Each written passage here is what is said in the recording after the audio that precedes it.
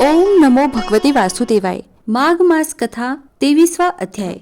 आगे लोमश ऋषि कहने लगे कि जिस पिशाच को देवदूती ने मुक्त किया वह पहले द्रविड़ नगर में चित्र नाम वाला राजा था। वह बड़ा शूरवीर, सत्यपरायण तथा पुरोहितों को आगे करके यज्ञ आदि करता था। दक्षिण दिशा में उसका राज्य था और उसके कोष धन से भरे हुए थे। उसके पास बहुत से हाथी, घोड़े और रथ थे और वह अत्यंत शोभा को प्राप्त होता था। बहुत सी स्त्रियों के साथ क्रीड़ा करता था और अनेक यज्ञ उसने किए थे। वह नित्य अतिथियों की पूजा करता था और शस्त्र विद्या में निपुण था। ब्रह्मा, विष्णु, महेश तथा सूर्य की पूजा सदैव किया करता था। वह जंगल में भी स्त्रियों से घिरा हुआ क्रीड़ा किया करता था। एक बार वह पाखंडियों के मंदिर में गया और वेदहीन, भस्म लगाए महात्मा बने हुए पाखंडियों से उस राजा की बातचीत हुई।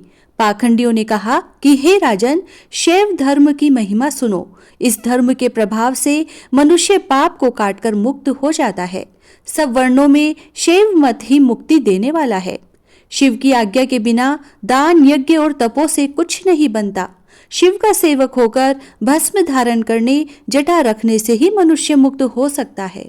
जटा धारण करने तथा भस्म लेपन से ही मनुष्य शिव के समान हो जाता है। इसके बराबर कोई पुण्य नहीं है। जटा भस्म धारण किए हुए सभी योगी शिव के सदृश होते हैं। अंध, जड़, नपुंसक तथा मूर्ख सब जटा से ही पहचाने जाते हैं। शूद्र वर्ण के शैव भी पूजनीय है। विश्वामित्र क्षत्रिय होकर तप से ब्राह्मण हो गए, वाल्मीकि चोर होकर उत्तम ब्राह्मण हो गए। अतएव शिव पूजन में किसी बात का विचार नहीं है। तप से ही ब्रह्मत्व प्राप्त होता है, जन्म से नहीं। इस कारण शिव का दर्शन उत्तम है तथा शिव के सिवाय दूसरे देवता का पूजन न करें। शिव तपस्वी को विष्णु का त्याग करना चाहिए। विष्णु की मूर्ति का पूजन नहीं करना चाहिए। विष्णु के दर्शन से शिव का द्रोह उत्पन्न होता है और शिव के द्रोह से रोरवादी नरक मिलते हैं। इसी से भवसागर से पार होने के लिए विष्णु का नाम भी नहीं लेना चाहिए। शिव भक्त निशंक होकर शिव से प्रेम करता है, वह कैलाश में वास करता है, इसमें कुछ संदेह नहीं है। इस धर्म का पालन करने वालों का कभी नाश नहीं होता।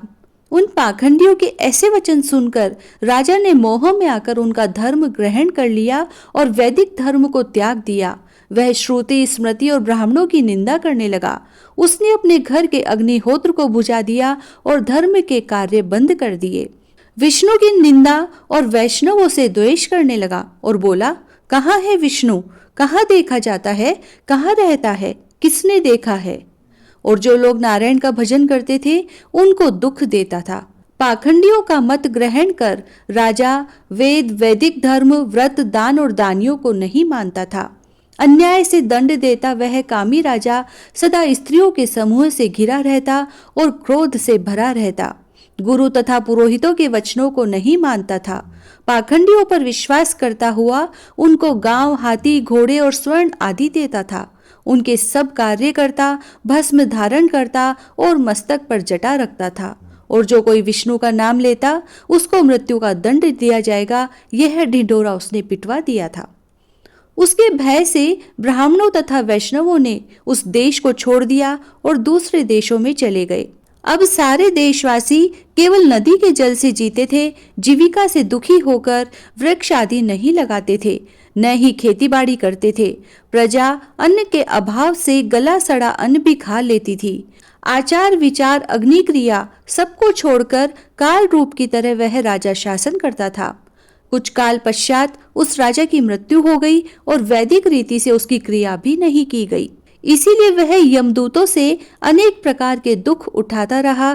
कहीं लोहे की कीलों पर से चलना पड़ा, कहीं जलते अंगारों पर चलना पड़ा, जहाँ सूर्य अति तीव्र था और न कोई छाया का वृक्ष था। कहीं लोहे के डंडों से पीटा गया, कहीं बड़े बड़े दांतों वाले भेड़ियों और कुत्तों से काटा गया। इस प्रकार दूसरे पापियों का हाहाकार सुनता हुआ वह राजा यमलोक में पहुंचा। इससे आगे की कथा हम जानेंगे 24वें अध्याय में। ओम नमो भगवते वासुदेवाय। माघ मास कथा 23वां अध्याय समाप्त। जय श्री राधे।